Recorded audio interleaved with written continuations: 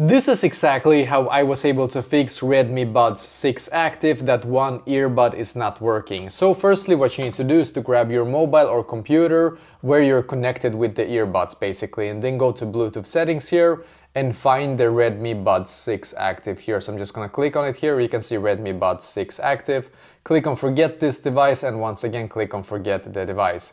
Now what we're going to do instead is that we're going to open up the Redmi Buds 6 Active here, open up the charging case here, make sure that both of the earbuds are in the case, and then just click and hold on this little button right here, as you can see. So just click and hold, keep holding until you will get a blinking slow white light 3 times. So I'm gonna say 1, 2, 3, and then release.